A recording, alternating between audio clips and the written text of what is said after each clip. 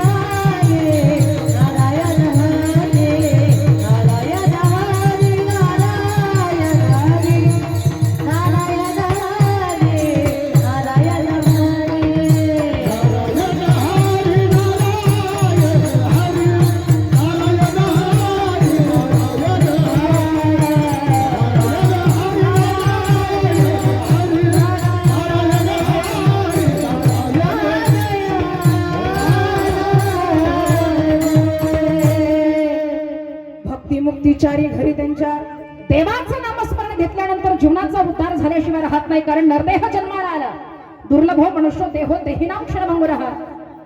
पक्षी जन्माला आले, जलचर जन्माला आले, जनावर जन्माला आले. ही सर्व 84 लक्ष योनी जन्माला घालत असताना भगवंतानं विचार केला, माझं नामस्मरण करू शकतो तो एकमेव प्राणी आहे. बैलाच्या गळ्यामध्ये मृदंग टाकला तर तो वाचवू शकणार नाही. बैलाच्या गळ्यामध्ये मृदंग टाकला तर तो भजन करू शकणार नाही. एखाद्या जनावराला सांगितलं देवाचं नामस्मरण घे तर तो नामस्मरण करणार नाही. आणि मग मनुष्य देह जन्माला आला. 3.5 हाताचा असणारा हा नरदेह, या नरदेहाने हातानं टाळी वाजवता यावी, मुखाने भगवंताचं नामस्मरण घेऊ शकतो, डोळ्यांनी तुझं रूप बघू शकतो आणि पायांनी पंढरीची वारी करू शकतो असा असणारा हा नरदेह. मग या नरदेहानं जन्माला घातल्यानंतर देवानं सांगावं भक्ती मुक्तीचारी घरी त्यांच्या एकदा जन्माला आला. सोहम होते ते केव्हा झाले निजरूप विसरले. आईच्या पोटामध्ये 9 महिने 9 दिवस बाळ पोटामध्ये राहतं. 9 महिने संपायला लागले. पोटामध्ये असताना ओरडायला लागतो, देवा विष्ठले पच हुकडे, नाकी तोंडी कुरमकिडे. आईच्या पोटातला होणारा त्रास मला सहन होत नाही, याच्यातून मला बाहेर काढ. मला सहन होत नाही, हा त्रास सहन होत नाही, याच्यातून मला बाहेर काढ. जर बाहेर काढलं तर मी तुझं नामस्मरण करीन, तुझं भजन करीन. सोहम सोहम सोहम पोटामध्ये असताना शब्द देतो भगवंताला.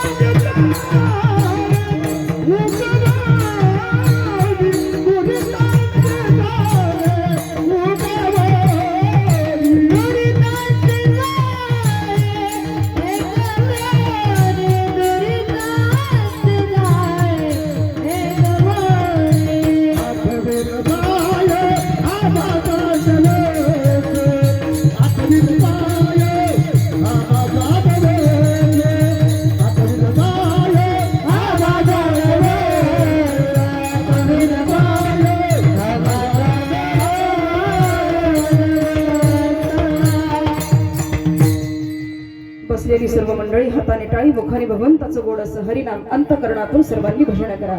विठोबा रखुमा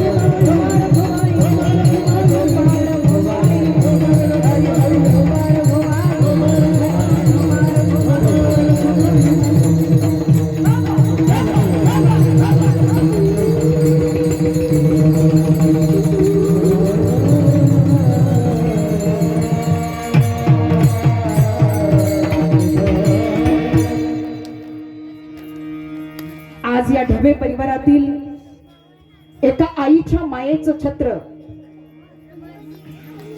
एक मोठी अशी पोकळी निर्माण झाली या आमच्या आईच्या जाण्याने. माणसाकडे सगळं असलं आणि जर आई नसेल, आयुष्यभराचा संसाराचा गाडा चालवत असताना दिवसभर कष्ट लिहिला माणूस, प्रपंच करत असताना, जगाचं सगळं दुःख डोक्यावर घेऊन फिरत असताना, दिवसभराचं काम करून जेव्हा मुलगा घरी येतो, तेव्हा घरी आल्यानंतर काळजीनं विचारणाऱ्या आईचा हात आणि काळजीनं विचारणाऱ्या आईची हाक माणसाला हवी असते. आणि ती हाक आज आमच्या रंजनाताईच्या रूपानं असलेली ही मायेची छाया, एक मोठं असं मायेचं छत्र या परिवाराच्या डोक्यावरून निघून गेलं. कितीही प्रयत्न केला तरी ते छत्र आता येणं शक्य नाही. सगळ्यांना माहिती आला तो माणूस जाणार आहे, एक ना एक दिवस जाणार आहे हे प्रत्येकाला माहिती आहे. परंतु असा अर्ध्यामध्ये साथ सोडून जाईल अशी अपेक्षा कोणाचीच नसते. माझ्या शेवटच्या दुःखापर्यंत, माझ्या प्रत्येक सुखाच्या क्षणी, माझ्या प्रत्येक दुःखाच्या क्षणी आईनं माझ्या सोबत राहावं, ही प्रत्येक मुलाची इच्छा, प्रत्येक आईची इच्छा, प्रत्येक मुलीची इच्छा. आमच्या वंदनाताई मगाशी डोळ्यातनं पाणी आलं, हृदय भरून आलं. आजही ज्यांचं हृदय आईसाठी भरून यावं.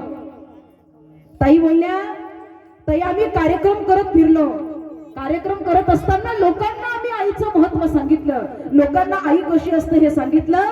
पण हे सगळं सांगत असताना जेव्हा स्वतःच्या आईचं महत्व जेव्हा हृदयाला कळण्याची वेळ आली ना, तेव्हा मात्र हृदय भरून येत आहे. कारण अनुभव आल्याशिवाय माणसाला तो अनुभव समजत नाही.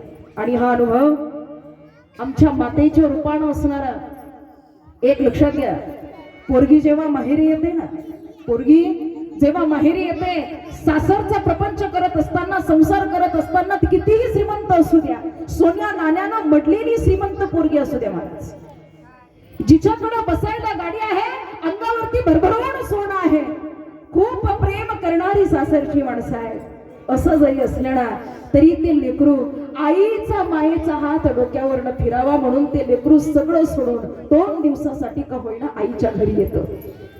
आईच्या घरी येतं, आईच्या दरवाजात पाय ठेवतं, आईला आवाज देतं, आई आले मी, आई आले. आई म्हणते, ये ग बाळा, आज राहणार ना? अगं आज काय, 2 दिवसासाठी आले. आणि पोरगी जेव्हा घरात येते, घरात पोरगी आल्यानंतर आई स्वयंपाक करायला लागते. स्वयंपाक करताना जर पोरगी किचन मध्ये गेली ना, तर ती आई लेकराला सांगते, बाळा कशाला हात लावू नकोस, अगं तुझ्या आयुष्याला पुरलंय, 10-12 माणसाचा स्वयंपाक करावा लागतो, धुणं करावं लागतं, अगं एवढं मोठं घर पुसावं लागतं तुला, दिवसभर तिथं कामात मरत असते, तुला कोण तिथं थांब म्हणतं का? आलीस ना 2 दिवस इथं आराम कर, अजिबात कशाला हात लावायचा नाही. हे लेकीचं महत्व आईच्या घरासाठी आहे. आईचा डोक्यावरनं फिरणारा हात, आईचा पदर एकदा डोक्यावरनं उडून गेला ना, मग कितीही प्रेम करणारी माणसं आयुष्यामध्ये येऊ द्या, कितीही जीव लावणारी माणसं आयुष्यामध्ये येऊ द्या, आईचं प्रेम नाही त्यांना मिळत, कितीही समानता त्याची मिळत नाही. महाराज मातेनं प्रेम करावं, भरभरून प्रेम करावं, आकाशभर प्रेम करावं. त्या प्रेमाला मर्यादा नाहीये. तुम्ही तिला त्रास द्या, तुम्ही तिला बोला, तुम्ही तिला ओरडा. एक वेळ पोरगी आईसोबत बोलत नाही, थोडस काही झालं ना, आईनं काही काम केलं नाही ना, आमची पोरगी आईसोबत बोलत नाही. भांडण झालं की फोन केला, आई फोन करते, बरं आहे ना ग तुझं, तिला काळजी लागलेली असते. एखादीचं नवीन लग्न होऊ दे बघा, आणि मुलगी सासरी जाते आणि घरात काम तिला करायला येत नसू दे, आईला काळजी लागलेली असते, माझं लेकरू कसं काम करेल, कसं धुणं धुईल, कशा भाकरी टाकेल, नवऱ्याला कसं समजून घेईल, सासू सासऱ्यांना कसं जेवायला घालेल. घडी घडीला फोन करते, घडी घडीला फोन करते. पण घडी घडीला फोन करणारी आई पोरीला एखाद्या दिवशी राग येतो, म्हणते आई मी ना तुझ्याशी बोलणारच नाही, इथून पुढे ना तुला आता मी बोलणारच नाही, मला तुझा राग आलाय, अमका तू माझं काम केलेलं नाहीयेस आई, मला तुझा राग आला, मी तुझ्याशी बोलणार नाही. पण एक लक्षात घ्या, मुलगी आईला स्वतःहून फोन करत नाही, राग आला की 4-4 दिवस फोन करणार नाही. पण आईचं हृदय मात्र एवढं मोठं आहे, अजिबात अहंकार धरणार नाही, स्वतःहून फोन करत राहील, माझं लेकरू आज तरी बोलल ग, आलाय राग, तिला जरा रागीट आहे जरा, आज बोलाल उद्या बोलाल, फोन करते. मुलगी घरी आली, अरे कितीही श्रीमंत असू द्या, पण जाताना येताना एक पिशवी घेऊन येते पोरगी, पण जाताना जे काही घरामध्ये असेल धनधान्य असल, भाजी असल, भाजीच्या पेंड्या, कांदा काढल, लसूण काढल, एखाद्या पिशवीमध्ये भरल, लोणचं उरलेलं असेल ना, लोणच्याची भरणी एखादी भरल. पोरगी सांगते आई लोणचं नको देऊ, भरपूर आहे घरी भरलेलं. अगं ने कामात पडल लेकरांच्या. एवढं प्रेम करणारी माझी आई आहे. जसं वासराला प्रेम करावं, हंबरुण हंबरुण वासराले चाटते जवा गाय, तवा मले तिच्यामध्ये दिसती माझी माय, दिसती माझी माय, हो दिसती माझी माय. गाईनं वासराला प्रेम करावं तशी आमची आई आमच्यावर प्रेम करते. आम्ही चालायला लागलो ना, चालायला लागलो की हात धरून चालायला शिकवणारी आमची आई पडल्यानंतर वेदना तिला होते, आम्हाला होत नाही. जेवढ्या वेदना आम्हाला कमी होतात तेवढ्या जास्त वेदना आईच्या हृदयाला होतात. माझ्या लेकराला लागलं नाही ना, माझ्या लेकरू बरंही ना, माझ्या पोरीला कोणी त्रास देत नसेल ना, पोरीच्या अंगावर छत्र म्हणून उभा असणारी माझी आई. एक सांगते तुम्हाला, भगवान कृष्ण परमात्म्यानं आईवर एवढं आभाळभर प्रेम करावं. जगाचा जनिता, ब्रह्मांड नायक, पण तो सुद्धा आई पुढं घाबरावा. गवळणी आल्या आणि गवळणीनं सांगितलं, यशोदे बाळ तुझा कान्हा करी तो धिंगाणा. अगं तुझ्या कार्ट्यानं काय केलं? आई म्हणजे काय याचं उदाहरण आहे का? आई म्हणजे काय याचं उदाहरण आहे का?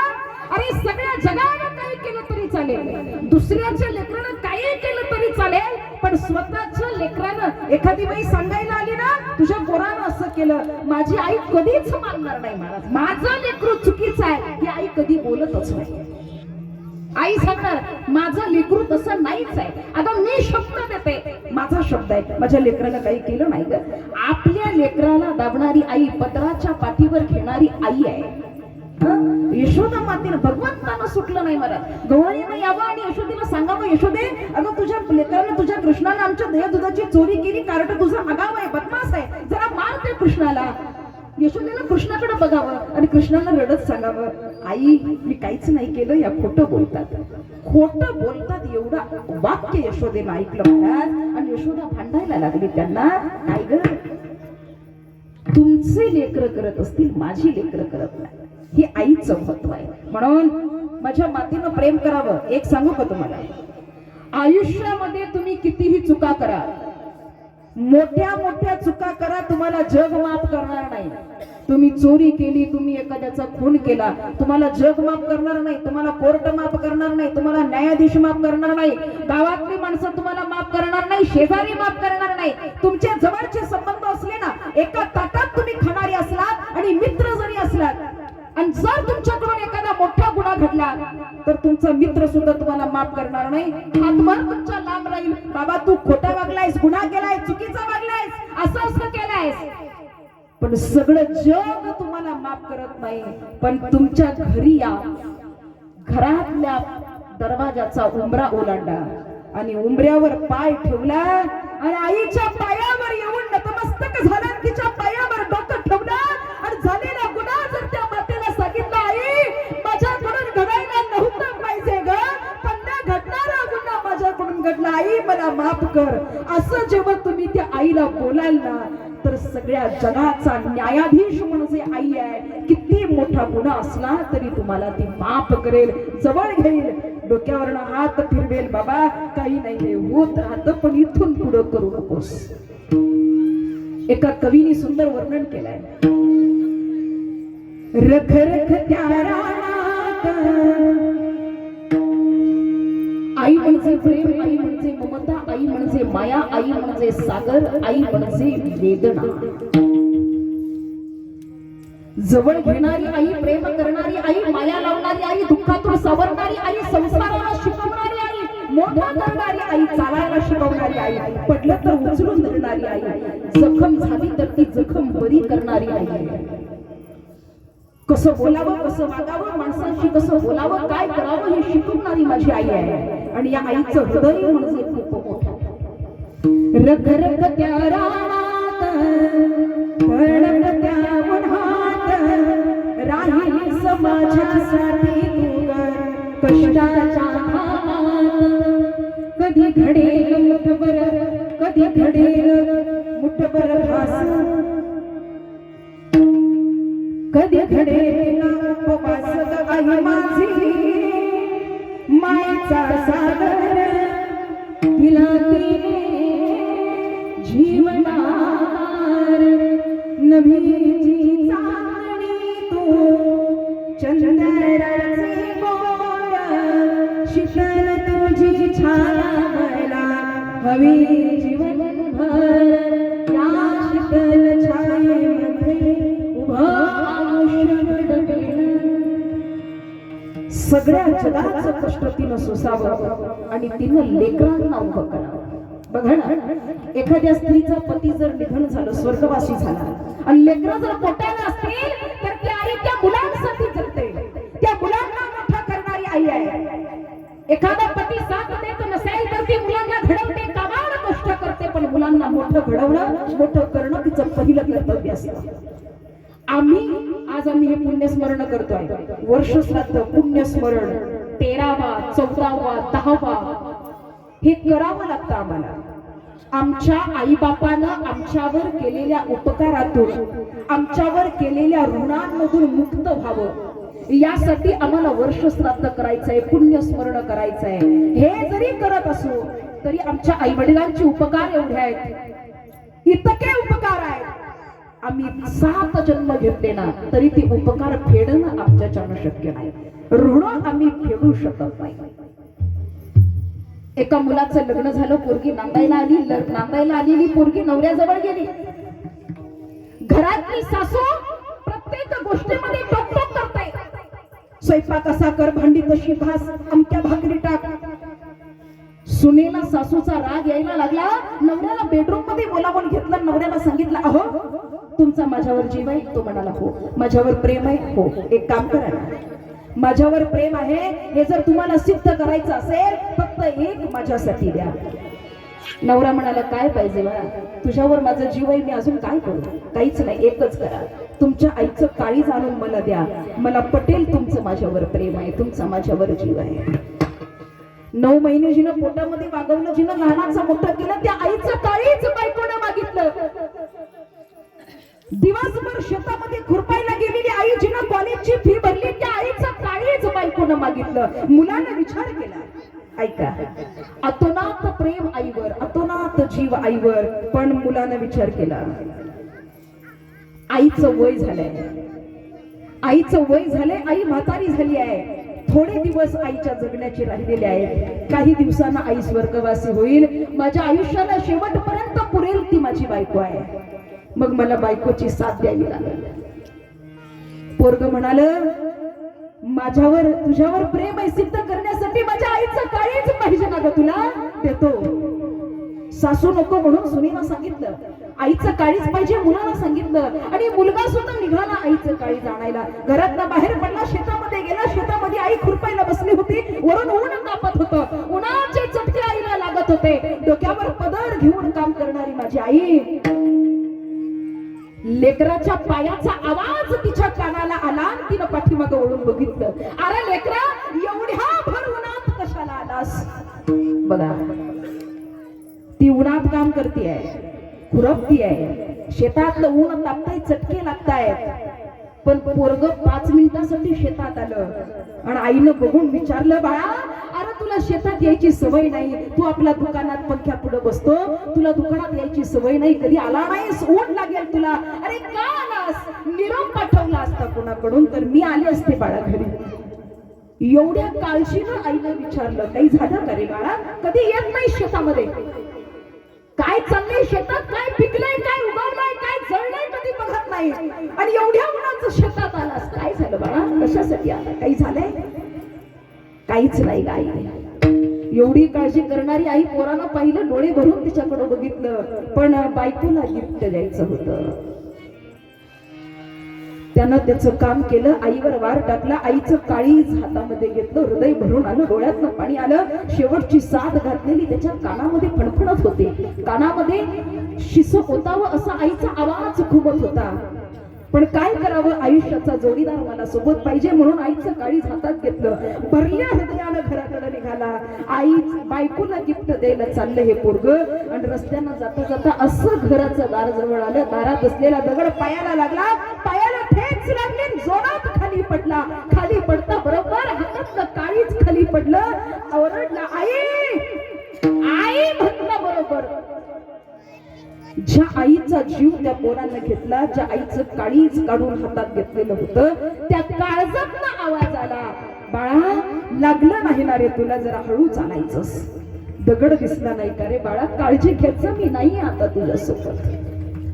त्या लेकरानं पडलेल्या काळजाकडे पाहिलं, काळजातला आवाज ऐकला, ते काळीज जवळ उडून घेतलं, तसाच धाय मोकलून रडायला लागला. आई अगं आयुष्यभर माझी काळजी केली, आयुष्यभर काय पाहिजे नको ते पाहिलं, आणि आता गेलीस तरी तुला माझी काळजी आहे. मी तुझा जीव घेतला तरी तू माझ्यासाठी रडती आहे, माझी काळजी करते. अगं एवढा मोठं हृदय तुझं कसं काय असू शकतं?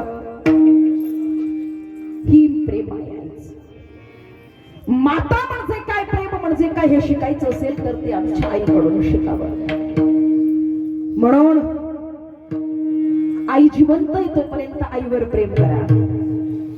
आई जिवंत आहे तोपर्यंत प्रेम करा.